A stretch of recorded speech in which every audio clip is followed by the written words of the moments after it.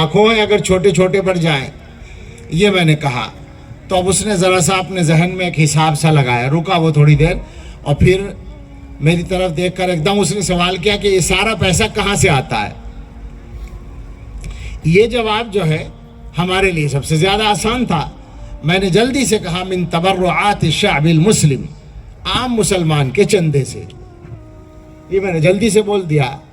تو اس نے تعجب سے میری طرف دیکھا اور کہنے لگا کہ سمجھ میں نہیں آتا.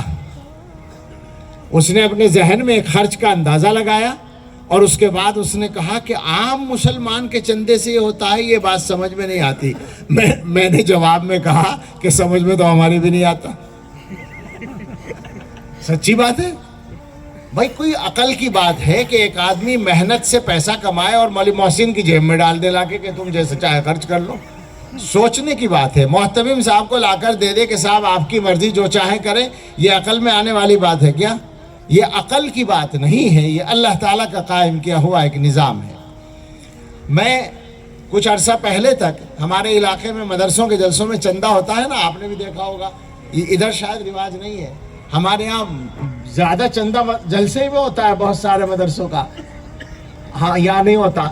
تو مجھے برا لگتا تھا وہ, لیکن آج کے زمانے میں یہ سمجھتا ہوں کہ وہ بھی ٹھیک ہے, مصلحت ہے.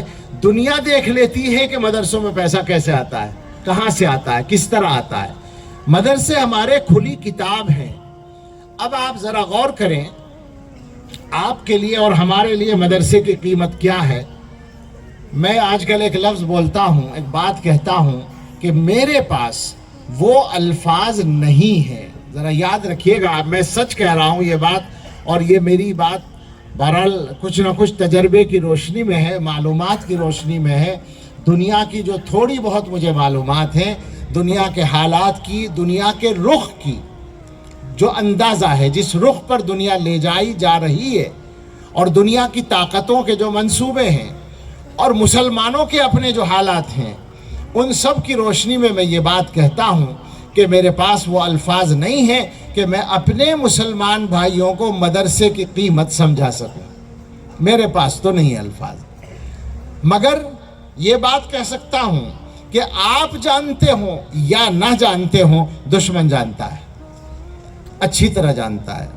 اسی وجہ سے یہ سارے روڑے اٹکائے جا رہے ہیں اور مزید اٹکانے کی کوششیں جاری ہیں. یہ ظاہر ہے, یہ کوئی راز نہیں ہے اس زمانے کا کہ جو کچھ کیا جا رہا ہے وہ فقط اسی لیے. ہمارے کئی صوبوں میں تو ابھی تک مہینے ہو گئے ہیں, کئی سو مدرسے بند پڑے ہیں ذرا سی باتوں پر. تو یہ جو صورتحال ہے, یہ مسلمانوں کی آنکھیں کھولنے کے لیے کم سے کم کافی ہونی چاہیے کہ مسلمان یہ سمجھ لیں کہ مدرسہ ہمارے لیے کیا قیمت رکھتا ہے. اگر جان لیں آپ ان تاریخوں کو جو کچھ ملکوں میں گزر چکی ہیں, تو آپ اللہ سے روزانہ دعا مانگا کریں گے کہ اللہ ان سارے مدرسوں کو اپنی حفاظت میں لے کر باقی رکھیے, اور جہاں ضرورت ہے اور ہمیں مدرسے عطا فرمائیے. سچی بات کہتا ہوں, ہم نے دیکھا ہے ایسے علاقوں کے لوگوں کو جن کے پاس اس طرح کا تعلیمی نظام نہیں ہے, تو وہ بڑے پریشان ہیں, اور وہ اللہ سے یہی کہتے ہیں کہ اس طرح کا کوئی نظام اللہ ہمیں عطا فرما دے. میں یہ نہیں کہہ رہا کہ ہمارے سارے مدرسے نمبر 1 کا کام کر رہے ہیں, یہ دعویٰ نہیں ہے ہمارا. ہم خود آپس میں جب بیٹھیں گے تو ہم اپنا رونا روئیں گے, ہم اپنی کمیوں کو دور کرنے کی بات کریں گے, اصلاح کی بات کریں گے. مگر بات ہے مجموعی طور پر مدرسے کے مقام کی, اور مسلمانوں کو مدرسہ کیا دیتا ہے, اس موضوع کی بات ہے. تو آپ سمجھ لیں کہ مسئلہ اگلی نسلوں کے ایمان کے تحفظ کا ہے, سب سے بڑا مسئلہ. اور حکیم الامت حضرت اقدس تھانوی رحمۃ اللہ علیہ کا ایک ارشاد بعض جگہ میں نے سنا دیا اپنی ترمیم کے ساتھ. اب سے کوئی 125 سال پہلے کی بات ہے, میرٹھ میں ایک جلسہ تھا اور اس میں حضرت تھانوی رحمۃ اللہ علیہ نے تقریر فرمائی تھی. ایسا لگتا ہے اس تقریر سے کہ اس زمانے میں بھی کچھ لوگ مدرسوں پر تبصرہ کر رہے تھے, اور گویا مخالفت کی کوئی بات سامنے آئی تھی. تو حضرت نے فرمایا, چونکہ بہت سے لوگ یہ سمجھتے ہیں, میں اس کا پس منظر بھی سمجھا دوں, بہت سے لوگ یہ سمجھتے ہیں کہ یہ جو مدرسوں کے مولوی مدرسوں کی بات کرتے ہیں, تو اس کی وجہ یہ ہے کہ مولویوں کا روزگار مدرسے سے جڑا ہوا ہے. عام طور پر لوگ یہ سمجھتے ہیں. تو میں اس پر اپنی بات بعد میں کہوں گا. حضرت تھانوی رحمۃ اللہ علیہ نے یہ ارشاد فرمایا کہ تم مدرسوں کو چندہ دینا بند کر دو، مدرسے بند ہو جائیں گے. ظاہر ہے تمہارے چندے سے چلتے ہیں، جب تم نہیں دو گے تو بند ہو جائیں گے.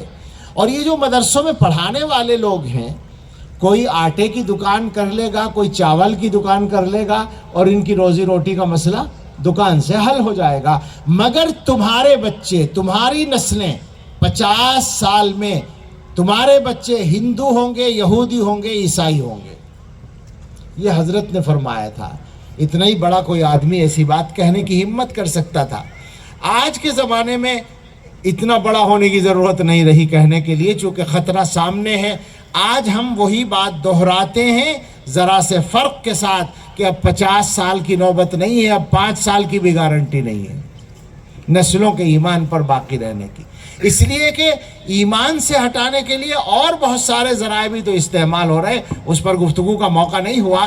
جو سوشل میڈیا ہے، جو ابلاغ کے ذرائع ہیں، ان کو باقاعدہ ایمان ختم کرنے کے لیے پلان کے تحت استعمال کیا جا رہا ہے. وہ ایک مستقل مصیبت ہے. تو مدرسوں کی ہم بات کریں، اگر میں یہ عرض کروں کہ یہ مدرسوں میں پڑھنے پڑھانے والے جو ہیں، یہ مدرسوں کی بات اس لیے نہیں کرتے کہ ان کا روزگار مدرسوں سے جڑا ہوا ہے.